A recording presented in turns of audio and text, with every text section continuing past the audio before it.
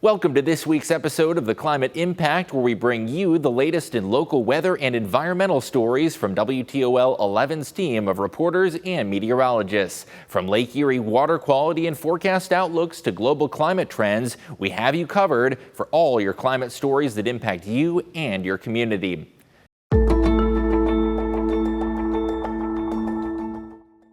Neighbors living in White House, they could be getting a new library. The Toledo-Lucas County Public Library System announcing a potential branch that would be inside of Blue Creek Metro Park. The project is a partnership between the library and Metro Parks Toledo. Megan Hartnett joins us live in studio. Megan, sounds like there could be one big deciding factor, though, if this project goes through. It all depends on issue 24, the proposed bond issue on the November ballot for the library. If passed, the executive director for the library says planning and designing for the branch could start as early as next year.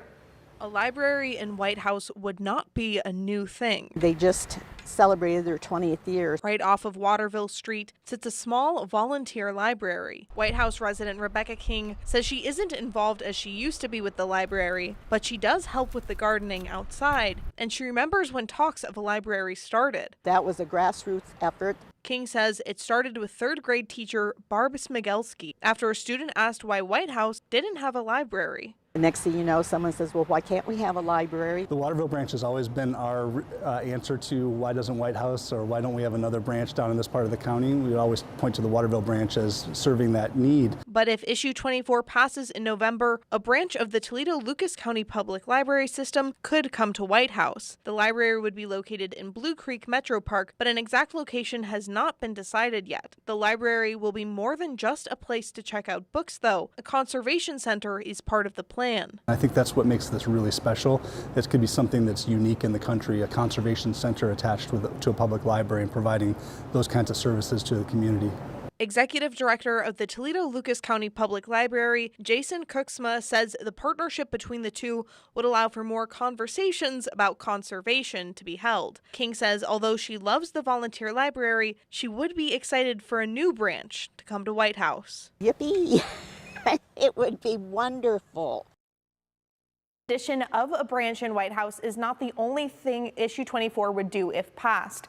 Kuchma says the issue also covers expanding other branches and renovations. Reporting in studio, Megan Hartnett, WTOL 11.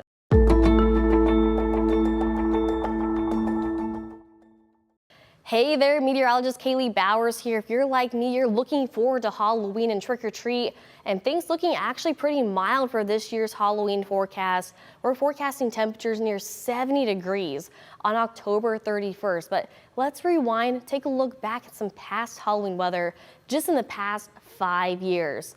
A lot of us remember last year where we saw 3/4 of an inch of snow with those highs only in the low 40s. In October 2022, we saw 1/4 of an inch of rain.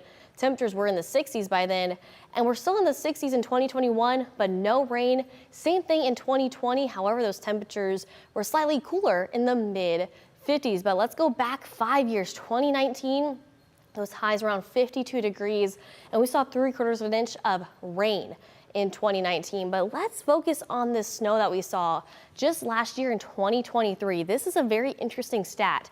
8% of the entire snow that fell that season fell on Halloween Day. Can you believe that? I know we all remember that. Very interesting Halloween snow stat. And speaking of the snow on Halloween, we've seen 119 Halloweens with 0 snow, 4 of them being a trace, 3 of them being over an inch of snow. So very interesting as far as that Halloween snow stats goes. As far as rain goes, it's kind of 50-50. A good portion of the area has not seen rain on Halloween. Others, we saw a decent amount of rain. 67% of those Halloweens was rain-free. But as far as a trace, 22 Halloweens, 60 Halloweens saw a 10 to almost half an inch of rain, and about 4 saw over half an inch to an inch of rain. Yeah, I mean, we all think about Halloween. We think of the costumes and spooky season. We don't really remember or think about the umbrellas, the rain jackets, and the snowsuits. But we do think about those temperatures. I think we've all remember a couple Halloweens where we had to bundle up and have that heavier winter jacket. There were 4 Halloweens where we saw temperatures below 40 degrees. But how about this?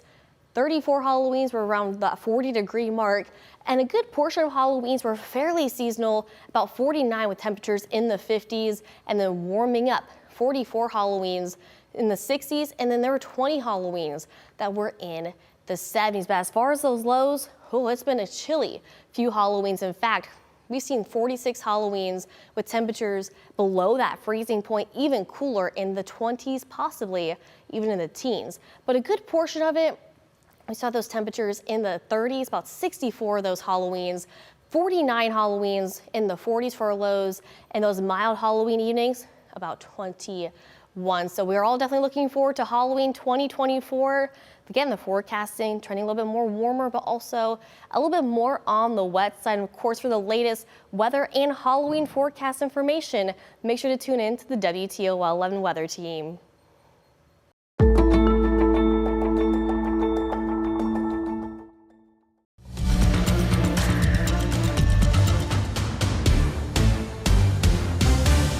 Welcome to this week's WTOL 11 Weather Impact. I'm meteorologist Matt Willoughby giving you an update. And what we'll be basically talking about this week is something specific to you and our viewers and how to at least help you if you do deal with this or if you have dealt with this in the past or at least know someone who has dealt with this. So this week we're breaking down how does weather and climate impact our mental health as we go throughout all the years ahead and all the seasons. So to break this down, we'll start this off with a basic definition of what is seasonal affective disorder. Well, that is a type of depression that happens during certain seasons, and that can lead to at least some symptoms in your brain that also can lead to depression, that is. So it may set off some chemical reactions within your brain that could lead to depression during certain months and during certain seasons of the year. So typically, when do we see this happen? Around late fall and early winter, when we start to see those later, at least later and later sunrises and earlier sunsets, which really causes a lot of those days to become more dark with less sunlight out there. And typically that does end in spring. So that's in spring when we start to see daylight savings time start out and starting to see more sunshine, warmer temperatures, and less cold is typically when we see that decrease. But typically at most time you see that it's late fall and early winter. But what about those symptoms? When it comes to it, depression, anxiety, extreme fatigue, trouble concentrating, feeling irritated, or even a loss of interest in activities are all the symptoms you may see. So really just staying inside, not really wanting to do anything outside, and also just feeling sad, honestly. That's a lot of symptoms that many people struggle with every day, and they may have that if you do see that with seasonal affective disorder. So just some of the symptoms that you may see within that, and who is it most common in? Typically, it's most common in women, and about 4 times likely to experience this as you go throughout fall and winter, but also young adults. So anywhere between 18 to 30 is when we typically will see this happen, and that's when it's most common in women and young adults. So I talked about at least those later sunset times. So that daylight for this Sunday coming up, about 10 hours and 33 minutes, and that will likely be as we go throughout this October. Of course, eventually daylight lost since September 23rd, where it has been about 2 hours and 23 minutes of daylight loss. And we're continuing to lose that daylight as we go further and further in throughout the year. Of course, we do have those holidays in November and December if you do in fact celebrate those, but typically we'll see about 10 hours and 36 minutes this coming Saturday with that sunset time on 6:35. You go a month later, we're talking a sunset time of 5:07 with less and less vitamin D that you are getting at 9 hours and 34 minutes of sunlight out there. Eventually for December, just a few days before Christmas, we're already seeing that sunset time of 5:08 with only that daylight at 9 hours and 9 minutes. So likely to break this down even more for you,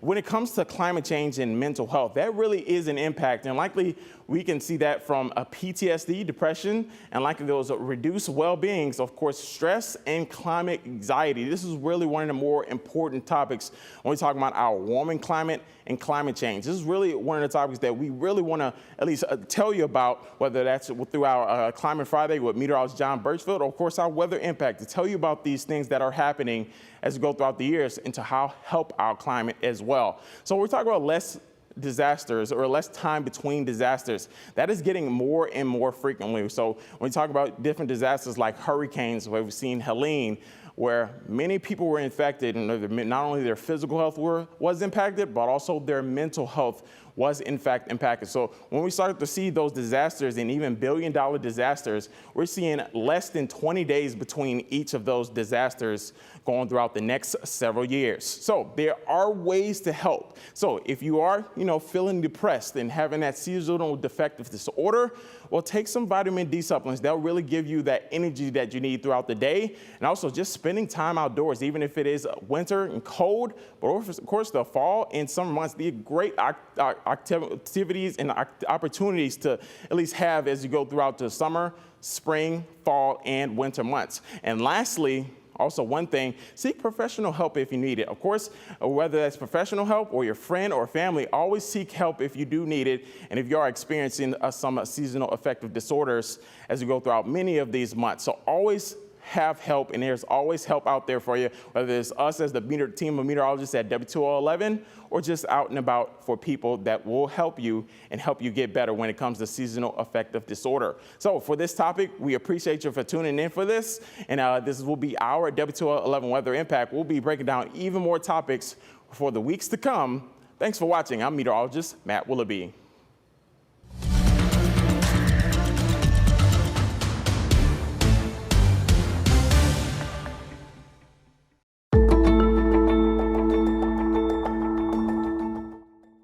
It's that time of year where we're seeing later sunrises and earlier sunsets. In fact, let's take a look at some of our sunrises and sunsets right now. On October 25th, our sunrise is just 2 minutes before 8 o'clock and our sunset just after 6:30. But fast forward a week in the beginning of November, you see that right, our sunrise is just after 8 a.m. And just right around November 3rd, that is when we hit that daylight saving time change. So then our times will be changing and we'll be seeing those earlier sunrises, but also those earlier sunsets. By November 25th, right before Thanksgiving, our sunrise around 7:35 and that sunset just after 5 p.m. But once we hit that winter solstice around December 21st, we'll start to see a little bit of some longer amounts of daylight each day.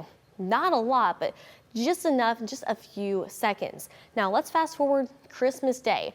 Our sunrise right before 8 a.m., but our sunset, it is 9 minutes after 5 o'clock. So again, just seeing a little bit of daylight each and every day. Now remember, daylight saving time will be occurring on Sunday, November 3rd at 2 a.m. So maybe change your clocks before you go to bed Saturday night into Sunday morning. Again, that happens 2 o'clock in the morning. And along with that, when you're changing your clock, also change the batteries in your smoke detector, but enjoy sleeping in because you gain that extra hour of sleep. But the sun will also be rising an hour earlier. So after that, our sunrise will be around 5:25 in the evening. So this is Saturday, November 2nd, and then this is Sunday, November 3rd. You can see the difference in some of our areas with the sunrise and the sunset. Notice we're seeing the sunrises on November 2nd around 8 o'clock, but on November 3rd, those sunrises right around 7 a.m.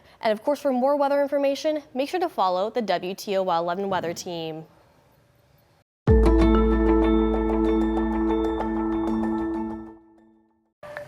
The Toledo Zoo is doing its part in saving an endangered species. 8 Tasmanian devils have been transported to the zoo from Tasmania as part of the Save the Tasmanian Devil program. A fatal cancer has been spreading among these animals, causing a decline in their populations. 2 of the Tasmanian devils will be part of the Tasmanian Devil Ambassador program at the zoo to teach visitors about the challenges they face.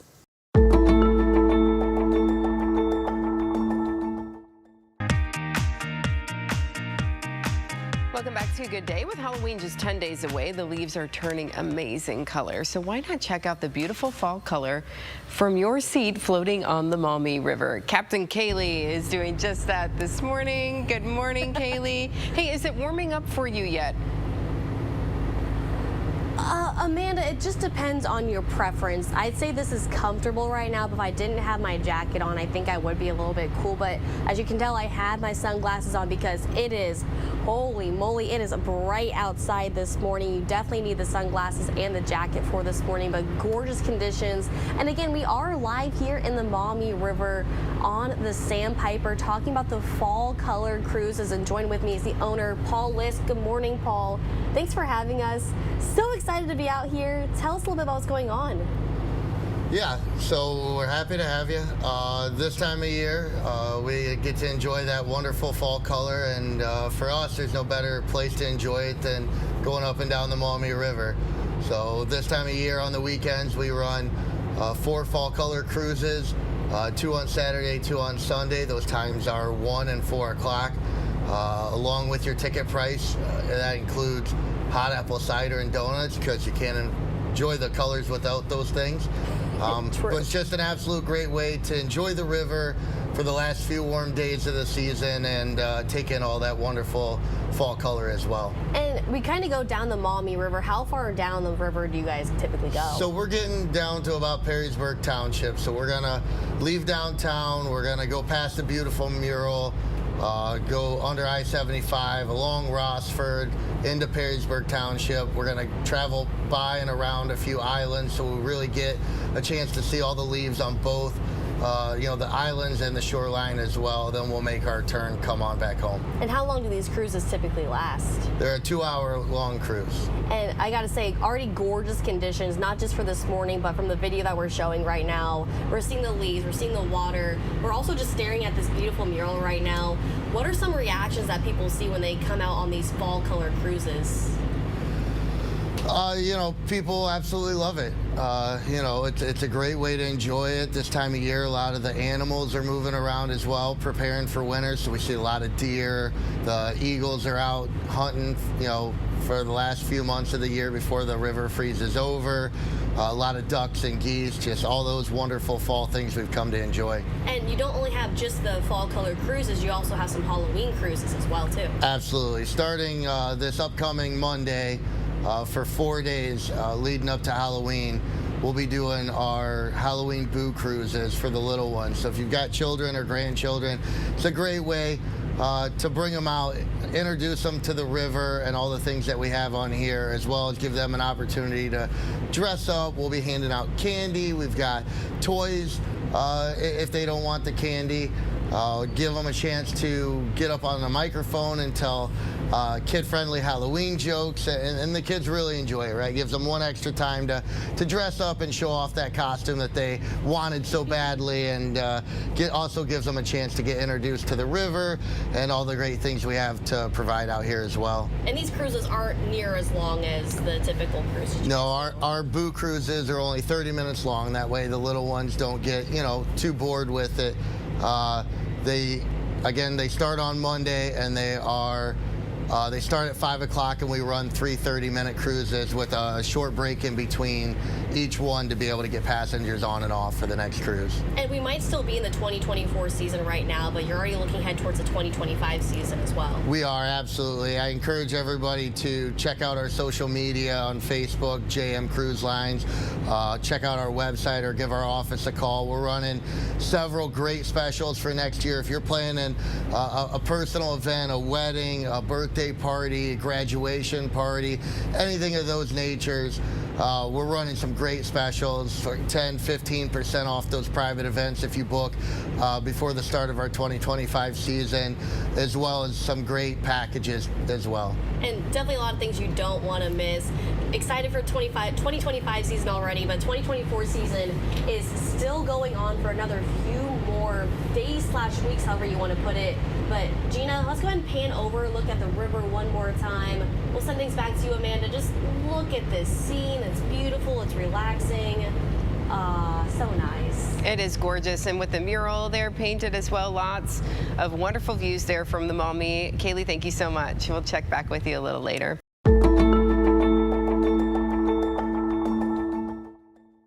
Let's face it, folks, autumn has arrived, and for many of us, it will soon be time to start raking up all those leaves that are beginning to fall. But there's one very special tree located in Monroe, Michigan that drops more than just its leaves each autumn. Dan, it's a ginkgo tree, and it's been planted in the front yard of the Dorish Memorial Library in Monroe since 1865. And although the tree has been dropping thousands of sticky and rather unpleasant smelling berries each and every October for nearly 160 years, many Monroe residents consider this beloved tree a piece of living history. All right. In the fall of 1989, 35 years ago, WTOL's Dick Berry went to Monroe to learn more about this botanical bomber. Edward Dorish, prominent Monroe, Michigan doctor in the 1800s. His home is now a public library. Outside grows a ginkgo tree. It was given to Dr. Dorish by the Chinese ambassador to the United States at that time as a seedling and planted in the front lawn. But every autumn, tiny berries fall off this ginkgo. You always know because it stinks. And heaven forbid you might squish one while checking out a book or returning a video. You're probably going to carry the odor with you for a couple of days, which is not always so nice. But this smelly tree has turned into a town treasure for Monroe. A ginkgo festival runs throughout October. Among other things, a contest to guess when all the leaves fall off the ginkgo tree. Now, part of Ginkgo Mania is a ginkgo run. Now, notice it's not a 5K run or a 10K run, just a run. That's because once you go by this thing, you want to run away from it. So what really is the best way to describe the fallen ginkgo? Kind of like dirty diapers. What does it smell like to you?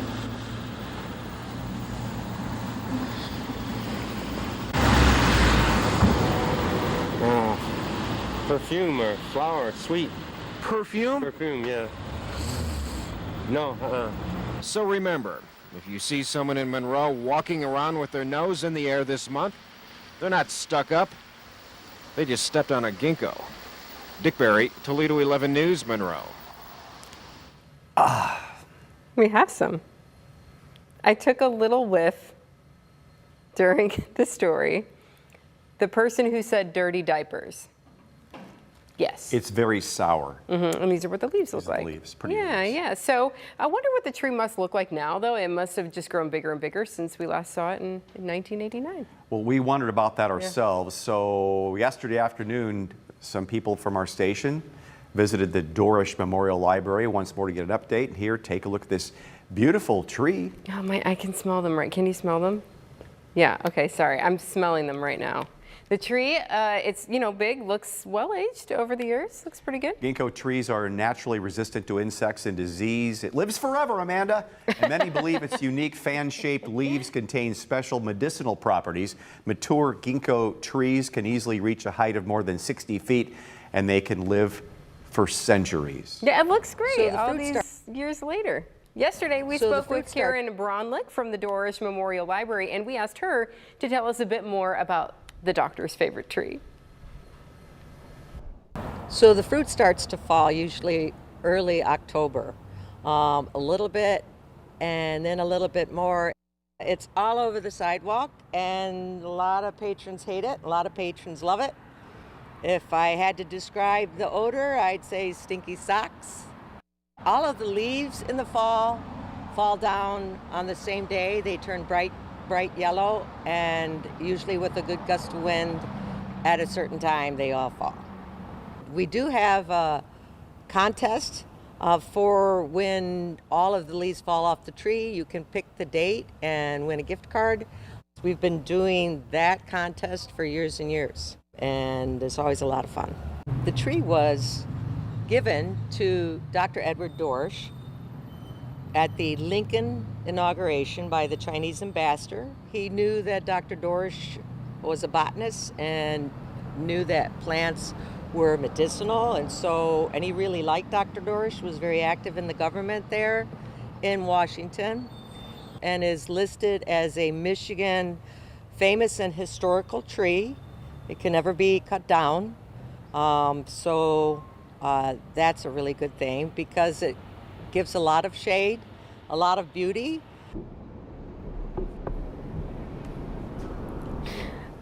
This whole time, I've just been smelling this coming from the bag. and it's not even, I'm not. So I smelled it last night for the first time, and just in picking up the bag, I'm telling you, you're going to want to wash your hands. Exactly, yes. And if you step on those things, I can't even imagine. If you go into the house or whatever, it's the leaves are beautiful though, and then to think that they all turn this bright yellow and then they fall, it's probably very pretty, but smelly. Okay, so we've heard many of you tell us just how much you enjoy watching great old stories from the Channel 11 archive, and you don't need to wait until next Friday to see more. Just click on the WTOL 11 Vault. It's a special playlist on our YouTube channel. New in the vault this week, did this plastic model plane reveal classified government secrets? That's what the Pentagon asked back in 1986. Toledo 11's Greg Lindemulder explains in this report. And it wasn't your average doll show. See some one-of-a-kind treasures and hear from Marie Osmond in this story way back in 1991. Those stories, many more, all available to watch right now in the WTOL 11 Vault. Be sure you check it out. Thanks for tuning in to this week's episode. You can catch any of the latest anytime on our WTOL 11 Plus streaming app, available on Roku and Fire TV. Be sure to also download the free WTOL 11 news and weather apps for everything happening in your community and beyond.